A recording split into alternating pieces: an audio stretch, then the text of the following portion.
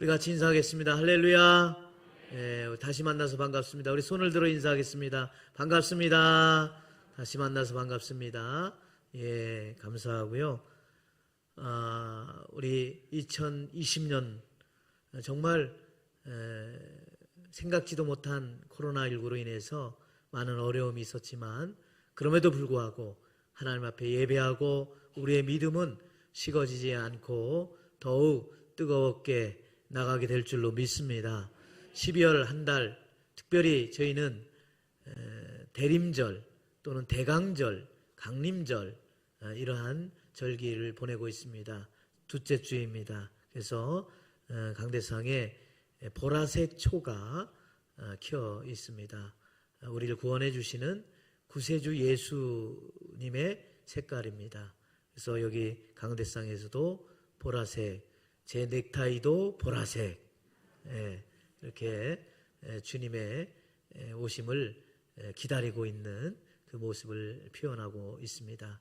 원래 이 대강절 또 성탄절을 앞에 두고 주님을 기다리고 있는 이 시간은 예수님 태어나고서부터 시작된 게 아니고 그 후에 주후 4세기 말경에 그때 초대교회에서부터 지키기 시작했습니다.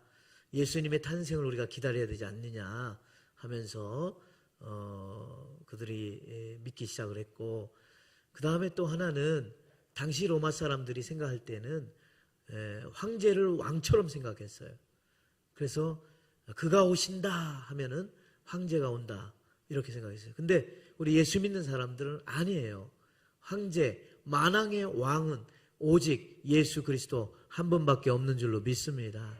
그래서 아니다, 그가 오신다, 이것은 황제가 온다는 게 아니라 우리 주 예수님이 오신다 라고 그러면서 우리가 절기를 지키게 된 거죠. 그래서 하나님께서 예수 그리스도 안에서 이 세상에 오심을 기다리는 그런 것이 대강절, 대림절 이렇게 표현하고 있습니다. 그런데 성탄의 그 의미를 기다리는 것만이 아니고 7세기 돼서는 우리가 예수님이 탄생만이 아니라 다시 오실 예수님, 그 다시 오실 예수님도 우리가 기다려야 되는 게 아니냐. 그래서 7세기 가서는 성탄만이 아니라 재림, 다시 오실 예수님에 대해서 우리가 기다리고 있는 그러한 시간으로 갖게 되었죠. 그것이 교회 전통이 되어서 지금까지도 우리는 성탄절 하면 그냥 성탄절을 기다리는 대림절이 아니라 다시 오실 예수님, 재림하여 오실 예수님 우리도 함께 기다리고 있는 것입니다. 그런 절기 속에서 이미 오신 아기 예수님, 다시 오실 예수님을 기다리면서 우리는 행복한 크리스마스, 올 한해도 성탄절을 준비하며 맞이하며 기다리며 나가야 될 줄로 믿습니다. 성공의 신부이면서 존경받는 신학자 가운데 예일대학교와 하버드대학교 신학부에서 종교심리학을 가르쳤던 헨리 나우엔이라고 하는 분이 계십니다. 이분이 어느 날 이사야 53장 5절의 말씀을 묵상하게 됩니다. 그가 찔림은 우리의 허물을 인함이요 그가 상함은 우리의 죄악을 인함이라. 그가 징계를 받음으로 우리가 평화를 누리고 그가 채찍에 맞음으로 우리가 나음을 입었도다 라고 그 말씀을 보면서, 야, 메시아로 오실 예수님, 이사야 선지자가 미리 예고했지만 정말 찔림을 당하시고 상함 당하시고 채찍 당하시는, 정말 이미 상처 입은 그 상처 입은 주님이 바로 우리 예수님이 아시니까, 상처 입으시면서도 불구하고 우리 인간을 구원하려고 이 땅에 오신 분, 즉 상처 입은 치유자로 우리에게 오셨다라고 하는 것을 깨닫게 됐어요. 그래서 우리 예수님이 상처 입었음에도 불구하고 우리 인간을 구원하고자 치유하러 오신 예수님처럼 우리 믿음의 사람들도, 예수님을 따라 사는 믿음의 사람들도 예수님처럼 상처 입은 치유자로서 그러한 모습으로 우리가 노력하고 그들을 치유하려고 노력해야 되지 않나, 이렇게 말했던 분입니다. 그런데 이분이 어느 날 건강검진을 받게 됐어요. 근데 암이 되은 거예요. 근데 그 암도 너무 깊어진 암이었어요. 그래서 그가 기도하는 가운데 그가 결단을 하게 됩니다. 그리고 미리 은퇴를 하기로 하고 그 다음에 그 학교에서 갑자기 사라지게 되었어요. 사람들은 생각을 했습니다. 병을 고치려고 어디 조용한 별장이나 어디 가서 하는가, 쉼을 얻나 생각을 했어요. 그런데 이분은 기도하면서 이렇게 결정을 했습니다.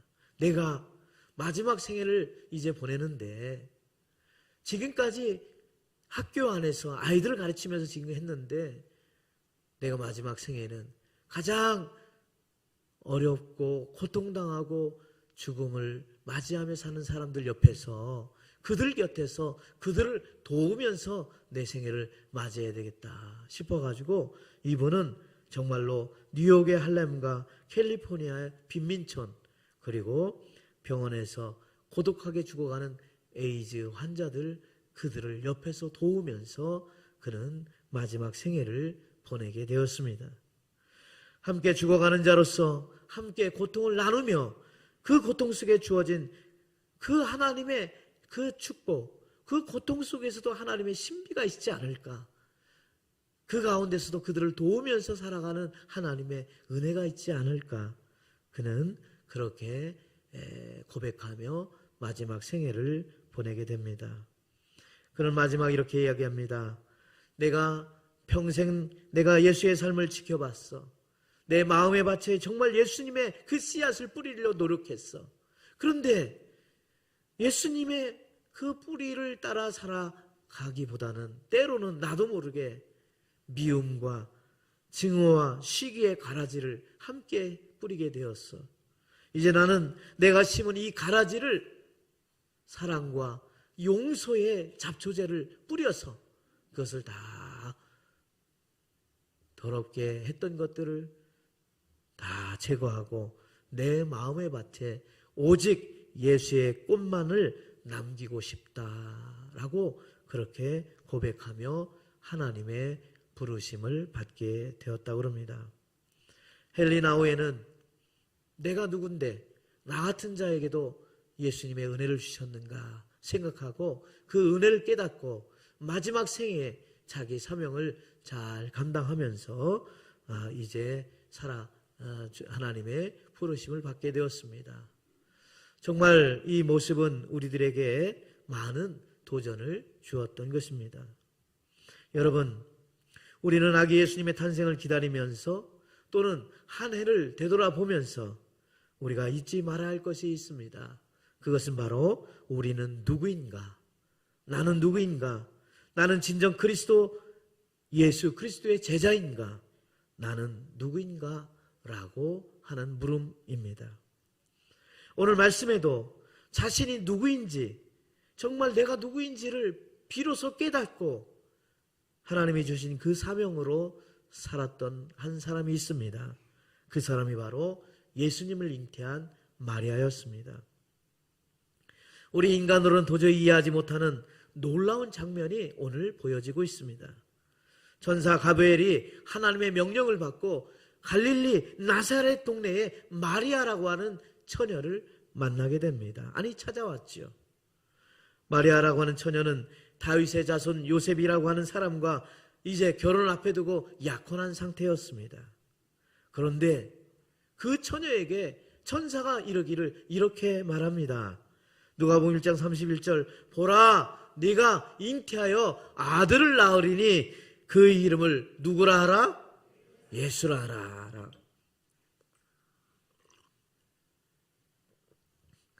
너무나도 기가 막힌 일이 아닐 수가 없습니다.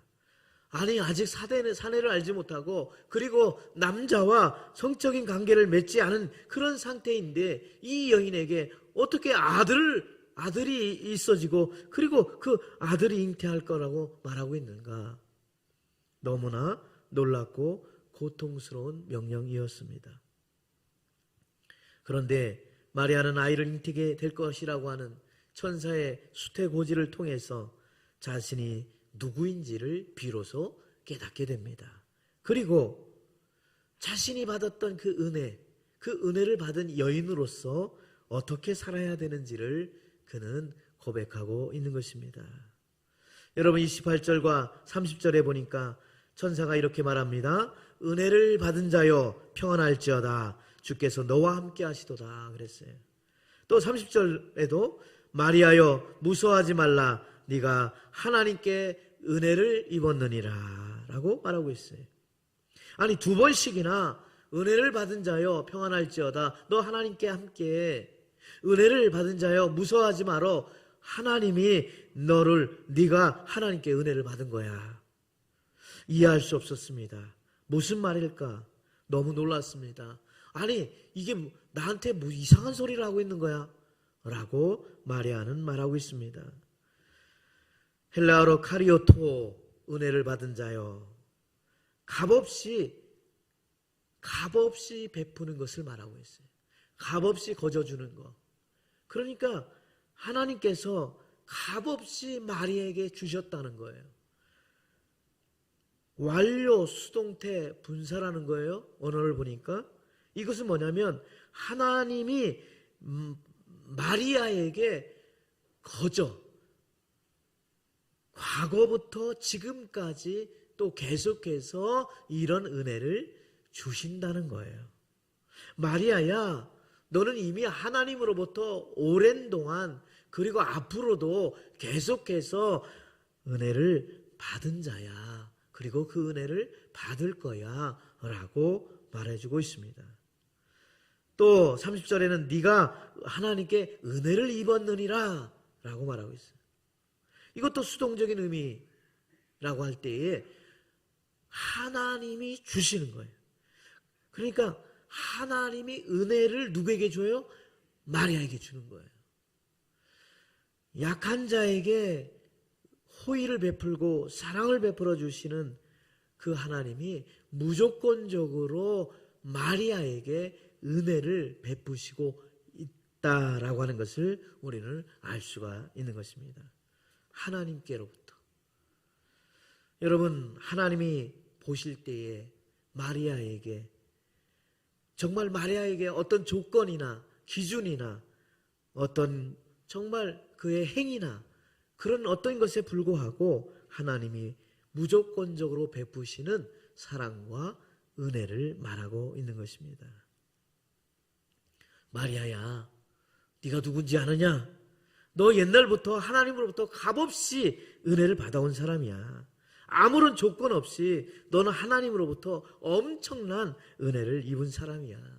라고 그렇게 말하고 있는 것입니다. 그러나 그 은혜가 뭔지를 몰랐어요. 마리아는 은혜를 받았다고 그랬는데 그 은혜가 뭔지를 몰랐어요. 그것 또한 자세히 이제 말해주고 있는 것입니다. 아무 조건 없이 받은 그 엄청난 은혜, 그게 무엇일까? 여러분 31절 33절에 보라 네가 잉태하여 아들을 낳으리니 그 이름을 뭐라고 그랬습니까? 예수라라. 그러면서 이렇게 말합니다. 마리아야, 너의 몸을 통해서 정말 큰 자가 지극히 높으신 이 아들이 태어날 거야. 정말 주 하나님이 그 조상 다윗의 왕위를 이어갈 수 있는 그 아들을 주실 거야. 영원히 야곱의 집을 왕으로 다스릴 뿐이고 그 나라가 무궁할 거야. 그런 대단한 정말 인간을 구원해 주실 그런 왕, 다윗의 왕위를 인도할 왕, 그런 왕이 너의 몸을 통해서 나올 거야. 그러니 이 엄청난 은혜, 이 엄청난 축복이 어디 있냐? 라고 말해주고 있는 것입니다. 여러분, 예수라는 뜻이 무엇입니까? 자기 백성을 죄에서 구원할 자라고 하는 뜻입니다. 하나님은 오래전에 마리아를 선택하셔서 그 일을 마리아를 통해서 이루어가게 하시는 것이에요. 여러분, 정말 그것은 그 당시에 마리아는 바로 알지 못했지만 그 은혜와 축복이 얼마나 지금까지도 정말로 성령님 통해서 마리아 잉태된 사실을 우리는 지금도 그렇게 알고 있는 것입니다. 만유의 주이시오 만왕의 왕이신 예수님, 가장 신비한 모습으로 오실 수 있음에도 불구하고 가장 평범한 마리아의 몸으로 하나님이 하나님으로서가 아니라 사람으로, 사람의 몸으로 잉타하여 오셨다는 것입니다. 마리아에게 예수의 잉태는 세상에서 가장 영광스러운 축복이 아닐 수가 없는 것입니다. 사실 여러분, 마리아는 나사렛 시골의 그러한 정말 평범한 처녀입니다. 당시 계급사에서 천민 목수와 약혼한 한 남자의 아내로 평범한 여인이었어요. 누구도 이 여인을 주목하지 않았어요. 그리고 자신도 그렇게 귀한 사람이라고 여기지 않았어. 그가 이제 그것을 받아들이고 그 아기 예수님의 그것을 기다리면서 그가 찬양하고 노래한 그 모습 속에도 뭐라고 말합니까? 나 같은 계집종에게, 나같이 비천한 계집종에게 어찌 이런 일이 일어날 수 있습니까? 하면서 감사 찬양하는 그런 고백이 있는 것을 봐도 다른 사람도 주목하지 않았고 자기 자신도 뭘 그렇게 대단하다라고 생각지 아니했던 것입니다. 그런데 가브리엘이 찾아왔습니다. 그리고 하나님께서 이 여인을 찾아서 주목해 주시는 것입니다. 이 여인을 통해서 하나님의 아들 예수, 저의 백성을 죄에서 구원해 주실 그분이 태어나실 거라고 말하고 있는 것입니다. 마리아가 엄청나게 여러분 하나님의 마음을 흡족해 드린 일이 있어서일까요? 아닙니다. 하나님이 계획하시고 하나님이 선택해 주셔서 그 은혜가 주어진 것입니다.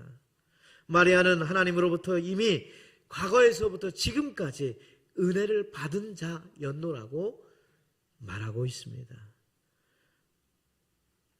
하나님의 아들 예수를 잉태케 하시겠다고 선택받은 여인, 은혜를 이미 받은 여인이었습니다. 그렇다면 여러분, 우리는 누구일까요? 과연 마리아만 은혜를 받은 자일까요? 마리아만 하나님께 은혜를 입은 자였을까요? 아닙니다. 우리도 은혜를 받은 자요, 하나님께 은혜를 입은 자임을 믿으시기를 주의 이름으로 축원합니다. 이미 선지자 이사야를 통해서 말씀했습니다. 여러분, 이사야 33장 1절 이하에 보십시오. 야곱아, 너를 창조하신 여호와께서 말씀한다. 이스라엘아, 너를 지으시니, 너희를 창조하시고 지으시니가 말씀하신다. 너는 두려워하지 말라. 내가 너를 구속하였고 내가 너를 지명하여 불렀나니 너는 내 것이라. 내가 물 가운데로 지날 때도 내가 함께 할 것이고 네가 강가를 건널 때도 물이 너를 침몰하지 못할 것이고 불이 너를 불 가운데 있을지라도 타지 못하고 너를 사르지 못할 것이다. 할렐루야. 우리는 하나님의 백성입니다. 우리는 하나님의 인도하심 속에 살아갑니다. 내가 너를 지명하여 불렀나니 너는 내 것이라고 그래요. 여러분, 우리는 하나님의 백성인 줄로 믿습니다. 하나님의 자녀인 줄로 믿습니다. 요한복음 15장 16절에도 이렇게 말씀합니다. 너희가 나를 택한 것이 아니요 내가 너희를 택하여 세웠나니 이는 너희로 가서 열매를 맺게 하고 또 너희 열매가 항상 있게 하여 내 이름으로 아버지께 무엇을 구하든지 다 받게 하려 함이라고 그랬어요. 여러분, 내가 택해서 예수님 믿는 것 같고 내가 택해서 주님의 전에 온 것 같지만 그렇지 않습니다. 주님이 택하여 주셔서 여러분 세워주신 줄로 믿습니다. 세워주신만이 아니네요. 여러분이 기도하고 간구할 때마다 많은 열매를 맺게 그 응답해 주시기를 원하시는 분이세요. 이미 여러분들을 하나님의 자녀로 은혜를 입은 자임을 믿으시기를 바랍니다. 그렇습니다. 여러분, 우리가 은혜 받을 행위를 뭘 많이 해서 하나님으로부터 칭찬받을 것을 많이 했기 때문에 하나님 앞에 어떤 많은 것을 우리가 드렸기 때문에 여러분, 우리가 은혜 받을 행위를 해서 은혜 받은 자일까요? 아닙니다. 우리는 때론 여전히 죄 가운데 유리방하는 자들입니다. 죽음에서 유리방하는 자들입니다. 그런데도 어떤 조건도 없이 이미 우리를 구원의 백성으로 하나님의 자녀로 택하여 주셔서 엄청난 은혜를 누리고 사는 줄로 믿습니다. 죄의 문제, 죽음의 문제, 구원의 문제를 이미 해결해 주셨고 너는 내 것이라고 하나님 자녀, 하나님 백성 삼아주셔서 하나님을 나의 아버지라 부르며 고백하며 의지하고 나갈 수 있는 은혜 우리 이미 입은 줄로 믿습니다. 우리 한번 같이 따라서 합시다. 나는 하나님의 은혜를 받은 자입니다. 그렇습니다. 이것을 우리가 잊지 말아야 됩니다. 여러분들이 뭘 했든 안 했든 여러분들이 그것을 믿든 안 믿든 여러분 이미 주님은 은혜에게 은혜를 주셨어요. 그것을 누가 더 빨리 깨닫느냐에 따라서 그 사람의 은혜가 더 깊이 축복으로 나타나지인가 아니면 그것을 깨닫지 못하고 여전히 우리가 유리방황하고 있는지 우리는 기억해야 합니다. 주님은 한 번도 우리를 배반하지 않으셨어요. 물가에도 불가에도 가도 언제나 불꽃 같은 눈동자로 우리를 지켜주시고 보호해 주시는 줄로 믿습니다. 이것이 엄청난 은혜입니다. 그런데 여러분, 은혜 받았다고 하지만 이해하지 못할 일이 생겼습니다. 이때에 과연 우리는 어떻게 해야 될까 하는 것입니다. 은혜는 받았어요. 깨달았어요. 그런데 하나님께서 정말 우리가 상상하기 어려운 이해하지 못한 일을 말씀했을 때 우리는 어떻게 해야 되는지 마리아가 보여주고 있습니다. 여러분 34절에 보니까 마리아가 천사에게 말하되 나는 남자를 알지 못하니 어찌 이 일이 있으리까 라고 말하고 있어요. 아니 어떻게 이런 일이 나를 통해서 일어납니까? 내가 남자와 성적인 관계를 갖지 않았는데도 불구하고 어떻게 이런 일이 일어날 수 있습니까? 정말 신비한 일이요 하나님의 계획입니다. 인간의 머리로는 도저히 이해할 수 없는, 인간의 생각으로는 도저히 믿어질 수 없는 그러한 일이 마리아를 통해서 하나님의 계획하심이 말씀되고 있는 것입니다. 그런데 그 계획이 바로 무엇이 되었을까요? 바로 사명이 되었습니다. 마리아가 이해하지 못하는 주님의 사명이 되었습니다. 그것은 바로 너의 몸을 통해서 아기 예수 성령으로 잉태하여 예수가 태어날 것이라는 사명입니다. 여러분, 마리아는 은혜는 받았지만 이해가 되지를 않았습니다. 아니요, 더 두려워했습니다. 너무 혼란스럽습니다. 복잡해집니다. 무서웠습니다. 피하고 싶었습니다. 왜? 당시 유대인의 율법에 의할 것 같으면은 남자와 관계를 갖지 않은 상태에서 아이를 가진다는 것은 간음죄에 속하는 것이기 때문에 이것은 이혼만이 아니라 사형까지 돌에 맞아 죽는 그러한 일이었기 때문에 어떻게 내가 이것을 받아들일까? 두려웠습니다. 피하고 싶었습니다. 이해를 못할 뿐만이 아니었던 것입니다. 모세가 여러분 호렙산에서 하나님으로부터 모세를 부릅니다. 모세야 모세야, 저 고난받는 너의 백성들, 애굽 땅에서 고난받는 백성들 끌어서 가나안 땅으로 데리고 가라. 모세는 이해할 수 없었습니다. 모세는 받아들일 수가 없었습니다. 거절했습니다. 하나님이 그에게 사명으로 주었을 때에 도망가고 싶었고 다른 사람에게 가도록 피하고 싶었습니다. 목숨을 걸고 도망치려 했습니다. 왜냐하면 하나님의 은혜를 몰랐기 때문입니다. 하나님의 뜻과 하나님의 비전을 헤아리지 못했기 때문에 그는 순종할 수 없었고 평안할 수 없었습니다. 모든 것이 다 두려웠고 떨렸습니다. 그런데 끊임없이 설득하시는 주님, 끊임없이 모세에게 설득하고 이야기하시는 주님, 결국 그 뜻을 알았고 그 은혜가 무엇인지를 깨닫게 되었어요. 그는 목숨을 걸고 원망하고 불평하는 그들을 데리고 사막 땅에서, 광야 땅에서 그들을 끌고서 가나안 땅으로 가고 또 가야만 했습니다. 이것을 알았던 히브리서 기자는 11장 24절에서 이렇게 말하죠. 믿음으로 모세는 장성하여 바로의 공주의 아들이라 칭함을 거절했다고 그랬어요. 도리어 하나님 백성과 함께 고난받기를 잠시 제약의 낙을 누리는 것보다 더 좋아했다고 그랬어요. 그리스도를 위하여 받는 수모를 애굽의 모든 보화보다 더 큰 재물로 여겼다고 그랬어요. 오히려 상주심을 바라본다고 그랬어요. 그렇게 가기 싫어하고 그렇게 힘들어했던 것이 오히려 그 은혜를 깨닫고 그는 어떻게 했습니까? 믿음으로 오히려 그 고난을 이겨나가면서 주님 앞에 나가게 되었다라고 그는 말하고 있는 것입니다. 여러분, 우리가 하나님으로부터 은혜를 받은 사람인 줄 잘 알고 있습니다. 이제 깨달았습니다. 그런데 하나님은 우리에게 은혜만 주시는 것이 아니라 마리아에게처럼 사명도 주시는 거예요. 할 일도 주시는 줄로 믿습니다. 하나님은 은혜만 주는 게 아니라 그 사명도 함께 주시는구나 라고 하는 것을 마리아는 깨닫게 되었습니다. 그런데 여러분, 혹 우리는 어떻습니까? 때로는 하나님이 그렇게 많은 은혜를 주셨어요. 그래서 그 은혜를 알아요. 그런데 은혜만 받으려고 해요. 하나님이 일을 해야 되는데, 하나님의 일도 우리에게 주셨는데 하나님의 일은 모세처럼 피하고 싶고 도망치고 싶고 그러한 모습이 우리 가운데 있지는 않는지 우리는 생각해 봐야 합니다. 여러분, 미국 대서양 쪽 백사장이 펼쳐진 바닷가에 갈매기들이 살고 있었어요.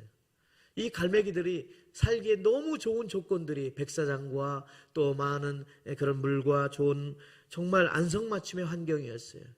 그런데 이곳이 휴양지로 개발되어서 많은 사람들이 몰려오기 시작을 했어요. 갈매기들이 그런데 몇 년 후에 이게 웬일입니까? 떼죽음을 당했어요. 그래서 사람들이 조사를 했어요. 왜 이렇게 죽었는가 봤더니 사람들 때문이었다는 것을 알게 되었어요. 이곳을 찾은 많은 사람들이 시도 때도 없이 갈매기들이 찾아오는 것을 보고 과자를 주고 초콜릿을 주고 사탕을 주었어요. 그러니까 이 갈매기들이 자기들이 자연에서 찾아서 먹었던 그 먹이를 먹지 아니하고 사람들이 쉽게 준 먹이만을 먹게 되었어요. 갈매기들의 입맛이 바뀌게 되었습니다. 사람들이 던져주는 먹이들로만 살게 되었습니다. 그런데 철이 지나자 사람들이 발길이 끊어지게 되었습니다. 결국 갈매기들은 사람들이 던져주는 먹이만을 기다리다 굶어 죽게 되었다는 이야기입니다. 저는 이 이야기를 통해서 한번 우리가 생각해 봤으면 좋겠습니다. 혹 우리도 이런 갈매기처럼 하나님이 주시는 은혜만 받고 있지는 않는지, 언젠가 우리가 주님이 주시는 그 사명이 있는데, 그 일들이 있는데 우리가 나서서 그 일들을 감당하고 하나님이 주신 그 일이 있다면 우리가 그것을 감당하려고 함께 기도하며 나가야 될 텐데 그저 은혜만 받기를 가만히 기다리고 있다면 우리도 언제 굶어 죽거나 병들 수 있지는 않을까 생각을 해보게 됩니다. 마리아는 예수님이 태어날 것이라고 하는 그 사명을 그는 받게 되었습니다. 그래서 정말 하나님이 주신 그 사명이 무엇인지를 그는 깨닫게 되었습니다. 사랑하는 성도 여러분, 하나님이 우리에게 주신 말씀과 사명을 주실 때 내가 생각하고 내가 할 수 있고 내가 계획한 거 그것만 따를 수 있다면 물론 그것도 은혜겠지만 그것은 온전한 사명을 감당하는 것이 아닙니다. 때로는 내 생각과 내 상황과 내 조건에서 정말 이해할 수 없는 신비적인 그리고 내가 감당하기가 어렵다고 생각하는 것까지도 주님이 우리에게 요구할 수 있습니다. 우리가 은혜 받은 자로서 과연 우리는 어떻게 될까? 내가 이해하지 못하는 것에 하나님이 요구하신다면, 하나님이 말씀하신다면 나는 그것에 어떻게 할까? 내 상황과 내 조건에서, 내 머리와 내 가슴에서 이해되지 못할 때 우리는 어떻게 해야 될까? 마리아는 38절에 이렇게 말씀하고 있습니다. 마리아가 이르되 주의 여종이 오니 말씀대로 내게 이루어지이다. 따라서 합시다. 말씀대로 내게 이루어지이다. 천사가 떠나갔다 그랬어요. 말씀대로. 내 생각과 내 계획과 내 상황과 조건에서는 이해할 수 없는 거예요. 그렇지만 그것이 믿음으로 다가와졌어. 그때 마리아는 아멘하고 말씀대로, 하나님 말씀대로 이루어질 것을 고백하며 순종하게 되었습니다. 정말로 너무나도 무서웠고 두려웠습니다. 감당할 수 없었습니다. 그러나 천사가 들려주신 그 말씀 35절, 성령이 내게 임하시고 지극히 높으신 능력이 너를 덮을 거야. 너를 통해서 나실 이 거룩한 이는 하나님의 아들이야. 보라, 내 친정 엘리사벳도 늙어서 아들을 배웠는데 본래 임신하지 못한다고 알려졌지. 그런데 벌써 6개월 지났어. 그러면서 누가복음 1장 37절 아주 귀한 말씀을 전합니다. 대저 하나님의 모든 말씀은 능하지 못하심이 없느니라. 할렐루야. 하나님의 말씀에는 능력이 있는 줄로 믿습니다. 능력 있기에 다 이루어지시는 줄로 믿습니다. 하나님의 말씀에 능력이 있구나. 성령의 능력의 역사가 있구나. 마리아는 깨닫게 되었습니다. 마리아는 도저히 이해하지 못하는 사명이었지만 그러나 성령이 너에게 임하고 하나님이 하게 하시고 하나님의 말씀의 능력이 이루어질 것이라고 하는 믿음이 생겼어요. 그 믿음이 순종하게 된 줄로 믿습니다. 여러분, 하나님의 신비는 무엇입니까? 우리의 생각으로 이해되어지는 것이 신비일까요? 아니죠. 내가 할 수 있는 것이 능력일까요? 아니죠. 우리가 이해하지 못해도 내가 할 수 없는 거, 내가 정말 이해할 수 없을지라도 하나님이 하실 수 있다라고 하는 그 믿음, 그것이 우리에게 신비요 능력이 되는 줄로 믿습니다. 믿음은 말씀을 듣고 믿을 때 역사하는 것입니다. 마리아는 천사가 들려진 하나님의 말씀을 믿고 그대로 이루어지기를 소원했습니다. 아니, 더 기뻐했습니다. 하나님 말씀에 순종하고 찬양했어요. 하나님 영광 받아 주시옵소서. 두려워했고 피하고 싶었던 그의 마음에 하나님의 은혜가 믿음이 차 있으니 그는 찬양으로 변하게 되었던 것입니다. 사랑하는 성도 여러분, 하나님의 모든 말씀은 능하시기에 못할 것이 없는다고 말했습니다. 정말 그 여인에게, 마리아에게 놀라운 역사가 이루어진 줄로 믿습니다. 사랑하는 성도 여러분, 우리가 한 해를 되돌아보고 또 한 해를 시작하면서 또 주님을 기다리면서 우리 앞에 놓여진 그 어떤 하나님의 그 일이 때로는 피하고 싶었고 때로는 도망치고 싶었고 순종하기 어려웠던 것이 있지 않았습니까? 우리 앞에 놓여진 그 어떤 것이 우리를 힘들게 했을지라도 오늘 말씀을 기억하면서 나는 하나님의 은혜 받은 자다. 그렇기 때문에 내가 누구인가? 나는 어떤 사람인가? 나는 하나님으로부터 택함 받은 사람이고 나는 하나님의 은혜를 받은 사람이다. 그런데 하나님이 내게 사명을 주셨어. 그렇다면 나도 아멘하고 내가 이해하지 못하고 내가 할 수 없다라고 생각하지만 하나님이 능력 주신다면, 하나님이 은혜를 주신다면, 하나님이 하신다면 아멘하고 순종할 수 있는 은혜가 주어지시기를 주님의 이름으로 축원합니다. 종교개혁자 리차드 빅스턴은 그는 일생 동안 병과 쇠약에 시달렸습니다. 그는 죽음의 문턱에 서서 서성거릴 때가 한두 번이 아니었다고 그래요. 그러나 그는 언제나 하나님 나라에 대한 소망 그리고 열정과 사명을 가슴에 품고 늘 하나님 앞에 이렇게 기도했다고 그럽니다. 주여, 당신이 하시고자 하는 것은 무엇이든지, 당신이 가시고자 하는 곳은 어디든지, 당신이 하시고자 할 때에는 언제든지 저를 사용해달라고 기도하고 또 기도했어요. 무엇입니까? 하나님의 은혜 받은 자로서 하나님이 원하시는 곳이면 언제든지, 원하시는 그 무엇이 있다면 그 무엇이든지, 당신이 하시고자 할 때는 그것이 언제든지 주여 나를 사용해 달라고 하나님 앞에 기도했다는 것입니다. 사랑하는 성도 여러분, 정말 코로나19로 매우 어렵고 힘든 1년을 보내왔습니다. 내년에도 어떤 일이 벌어질지 알 수 없지만, 그러나 우리는 분명한 사실은 하나님의 은혜를 받은 자로서 하나님이 어떠한 일을 맡겨주시고 어떠한 일을 주신다면 아멘하고 주의 말씀대로 이루어지기를 소망하며 나갈 수 있는 우리 모두 되시기를 주님의 이름으로 축원합니다. 축원합니다. 기도하겠습니다. 할렐루야. 하나님 아버지 감사합니다. 이 땅에 다시 오실 예수님 성탄절을 앞에 두고 우리가 마음에 또 새롭게 다짐하면서 하나님의 은혜를 받은 자로서 새해를 준비할 수 있는 믿음의 성도들 다 될 수 있도록 인도하여 주옵소서. 기쁨으로 주님 맞이하게 하여 주옵소서. 감사하고 예수님의 이름으로 기도드렸나이다. 아멘.